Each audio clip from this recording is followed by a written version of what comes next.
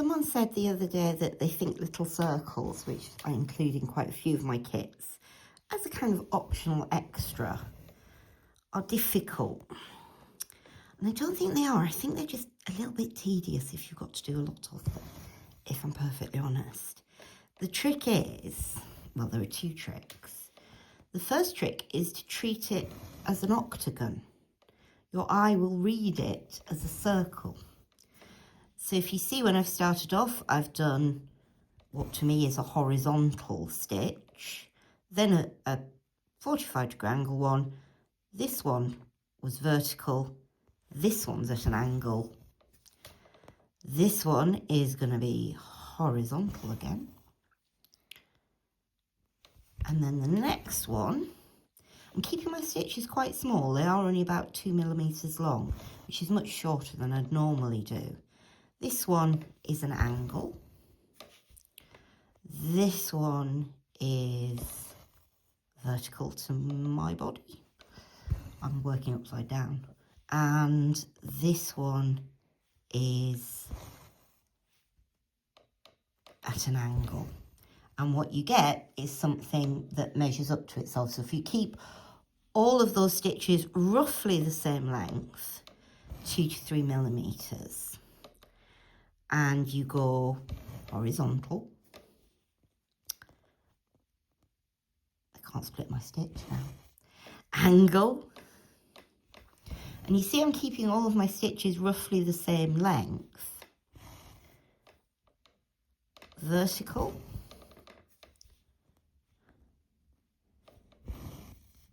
At an angle. I want 5 spots on this little weirdo. Horizontal. At an angle.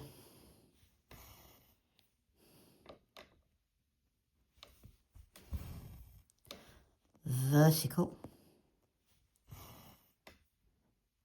And the final stitch at an angle joins those up. But if you see that one's not completely neat, one of the other big tricks is not to be too hard on yourself. Don't expect a perfect circle because you're never going to get one. Just, your eye will read the thing as a circle as long as it's sort of vaguely loopy, circular shaped. It does not ever have to be perfect. You can just do something that's vaguely circular.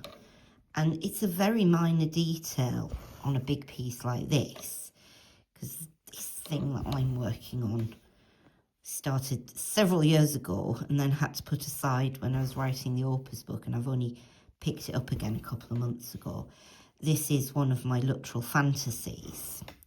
So this is about 2 foot by 5 foot, and I'm working on a tiny little panel of it here.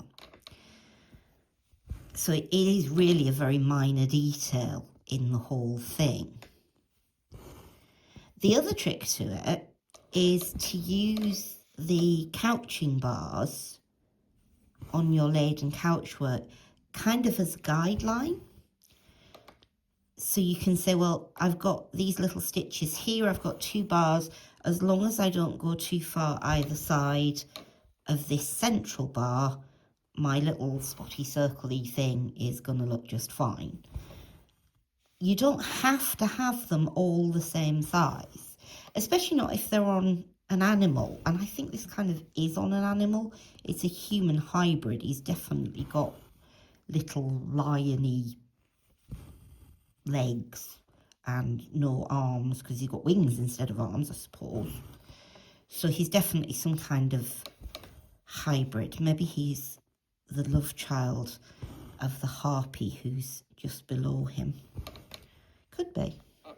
And the other thing is as well that sometimes an incomplete circle looks really nice, especially when you've got lots of them. You could do one that's more of a spiral for some things. I mean, this little chap needs his spots sort of to line up a bit, but you can see I haven't got them in a perfect row.